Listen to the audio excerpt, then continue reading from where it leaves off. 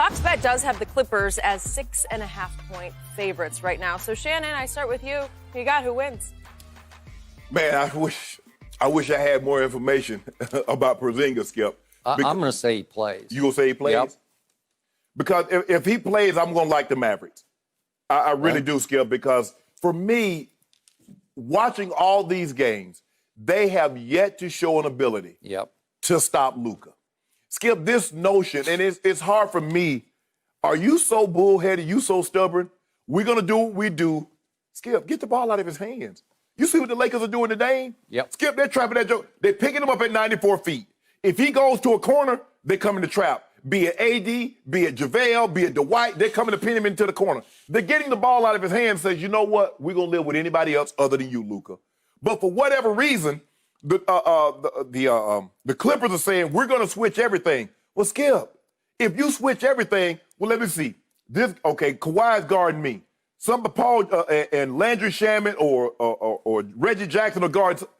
Come here. The guy that's guarding Reggie Jackson, come here. Because I want Reggie Jackson here. I want Shamet here. I want JaMychal Green here.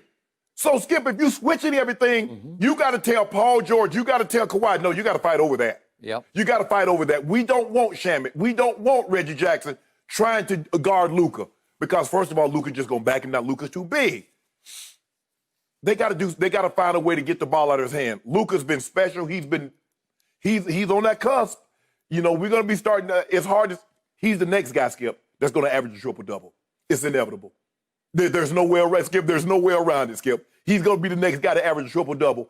And moving forward, he's going to be in the MVP discussion for the next 5 to 10 years. That's how good he is. And I think they thought he was good, Skip, but you don't really know. Being good in the regular season and being good in the playoffs are two different things, Skip. And we've seen guys be great regular season, and then come playoff time, they can't bring that same intensity, that ferocity.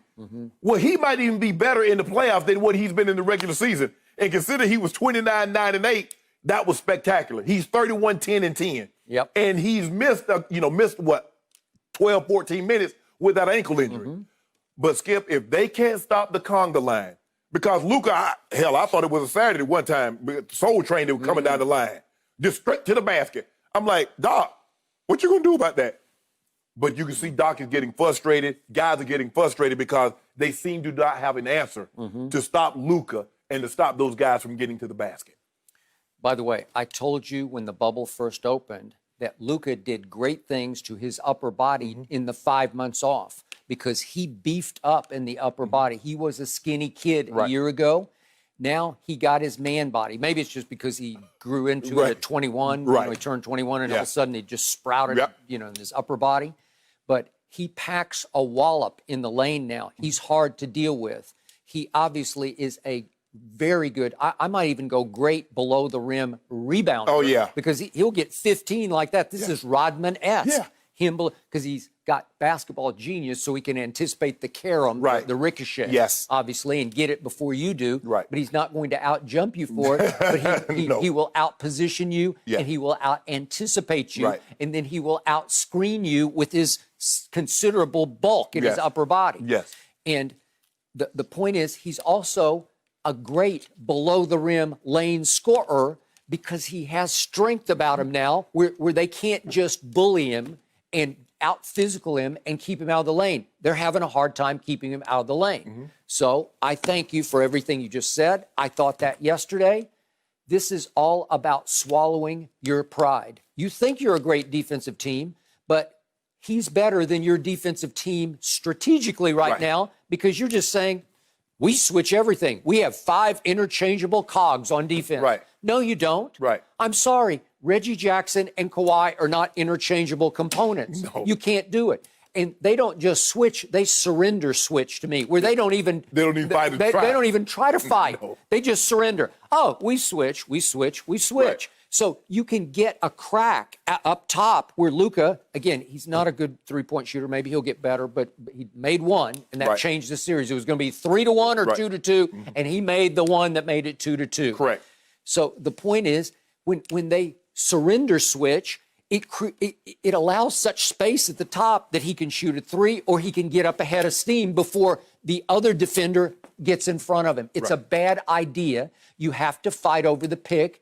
There was a time in this league when everybody fought over picks. Oh, yeah, this is a new strategy. Yes. This is like the new age. Yeah. Oh, just switch it all. Oh, yeah. Go under. We're so versatile, Skip. We can switch everything. 1 through 5, we can switch it. Okay. It's almost like a zone-ish kind of concept, but it's not going to work against that guy in this series because he's on fire. His confidence is building. Obviously, his ankle didn't slow him down the other day, so I don't think it's going to be a problem. And Kawhi Leonard can at least bother him.